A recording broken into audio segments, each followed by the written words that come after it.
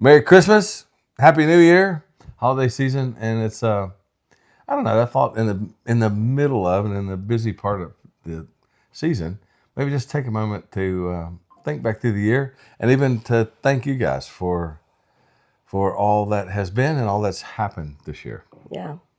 You wrote a book. I did write a book. That was a big thing. That was a big thing. And actually, I would have to say it's maybe a little bit bigger thing than I would have thought. Really? How so? Well, I don't know. It was fun. Of course, there's people who kind of follow ATC and all that, and that'd be, I thought, really a cool record for them, because in my mind, at least, they're, I mean, every bit a part of it. People who are praying, people who are giving, but also one thing. I think the thing I've seen in the book that is most encouraging is a little bit of a younger demographic seems to have some appreciation for it, and maybe gets to see Jesus in a way that they haven't conceptualized before. And I don't know, maybe they're believers, maybe not, but like it's just been kind of cool to see that segment of the audience or whoever Yeah. that really seem to like it. Yeah. It's a great book with a lot of good stories, and a lot of the stories seem unbelievable, and They are unbelievable. they are unbelievable. But I think what I want to say about your book is the stories just show like the lengths to which God will go to reach the ones that he loves. And it's really not that's good. your stories and what God did through you. It's really stories about God and how big God is and how much he loves people from every corner of the world. And that's why I like it. Just the tenderness of God woven throughout all the chapters. Yeah, and okay, for me, yeah, I like that, and but also like the, like you said, it's like he's doing something, so that means the instrument or the tool he's using is far from perfect, and very imperfect. I can vouch for that. And well, you can, and that's like, that's kind of cool. That's like a real cool part Yeah, of it for to me. sure. Because that would mean that anybody can have their own adventures, their own stories, because they're really his adventures. Yeah, and exactly. stories. Yeah. Exactly. So as you think back through the year, talking of stories, which stories stand out in your mind From the field? from anywhere? Well, my first reaction always goes to all my grandchildren. So they're the best part of life in this season. And Well, you don't have any disagreement with me from that. yeah. And we're expecting another one. So That. will be number 7. Dave keeps saying that's the number of completion. Yeah, it's a quiver full. But I'm not holding out. I think there might be a few more. Oh, that'd be awesome. Look, it's not a competition, but the more the better. Right. So, in the field, anything that comes to your mind? Well, this year I went to Egypt with you twice. Yeah, that was your first time there. To Egypt, yeah. And it was great. Like what God's doing there is amazing. And it's Egypt gets confusing north, south, and because it's kind of the opposite. But You could say Upper Egypt. Upper Egypt. Yeah, God's doing a great work there. New churches being started, and yeah, that was cool. That was cool for me too. It just was really kind of refreshing to be in and with the people there, and just amidst I know what. In a couple weeks, actually, I'm going to South Sudan. You should come with me to South Sudan and get refreshed again. Well, I don't know if I get refreshed in South Sudan, but You might. yeah, maybe. My story was I really like my story was from India, and get away from all the organizational structural stuff. Just the simple gospel and simple, even church planting. And so we went out to this village one day. I was in India. I didn't have a big team, so we were able to kind of move into some more rural areas that we don't usually get to. And it's an area that's kind of controlled by the Maoists there, where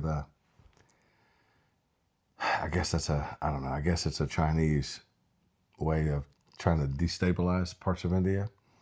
And so we were, but the deal is like, because they're there, nobody can go out there, or they'll risk capture or something. So that was out in this village that nobody had ever been to. And just to kind of come in with we were greeted real warmly as we arrived, but it's a Hindu village, and just to stand and share like just this real simple, very simple kind of gospel message. Here's the good news. And that day we were there, probably, I don't know, there's a couple hundred people, I think, and we're preaching or doing whatever we did. I was preaching, and at the end of it, they're like, of course, give an invitation. So we did, and I guess there was about 20 people who responded to that, which was amazing to me. And the tone of it was very sincere. I mean, it was legit. Well, there was a couple guys who had come with us, just as we moved, guys who had been trained as church planters and that kind of thing. And as we were getting ready to leave, there was two of them, and they weren't in the truck. And I'm like, well, what about those? And they're like, no. We had 20 people come to the Lord today. And I'm like, yeah, that's awesome. And they're like, so they'll stay here and be the pastors of the new church. And I thought that's so, there's strategy, a lot of strategy kind of behind it, but the actual carrying out of it is just so simple and easy. And I just thought, man, that's again, like kind of the goodness of God. He'll use whoever. And I just thought that was a really cool moment, cool thing. Yeah. Yeah, so we just wanted to say thank you to everyone who has supported us, whether that be going with us through prayer, through giving. Thank you for buying the book and reading it. And we're excited about 2026. And I think 2026 is going to be a good year. Yeah. You think? I hope so. I think so. I know I'm, well, before summer, I'll be in, let me think. I'll be in South Sudan. I'll be at the border of Sudan. We'll be Egypt, headed to Nigeria soon after Egypt. And then I think the plans for, I'll be in Ukraine in May. So, this year's done, and here comes a new one. And it's beginning to roll out pretty busy, I think. But I think the Lord will do a lot. Yeah. I think so. So we really do appreciate. Everybody plays a role in that. There's that passage in the Old Testament where those who stay back and pray, they have the same reward as those who go. And because it's a team game, it's a kingdom game. It's not a one-man show. It's a team game. Yeah. So thank you. Yeah. And we just want to encourage you in the new year. Things seem crazy around the world. I mean, you've got things in Nigeria, Ukraine, Russia, the Middle East. It just seems like every time you turn around, there's a new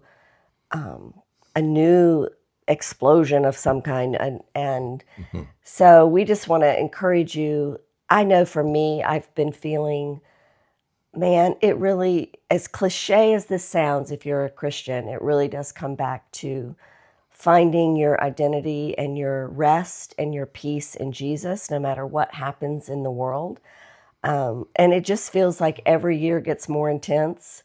So I just encourage you to let 2026 be a year you kind of press into the Lord and find your rest and peace there, because that's really where it doesn't lie in governments, and it doesn't lie in leaders. It really rests right there at the core of Jesus. And so we wish you a happy new year, a new year filled with peace and rest and grace in Jesus. And thank you. And may the Lord take you on lots of adventures. I got one last thing to say. Yeah. He always has to have the last word. Another year has passed. Yeah. Honey, you are aging like a fine wine. Oh my gosh. Okay. Thank you, We'll guys. sign off from there, from here. Thank you, guys. May you also age like a fine wine.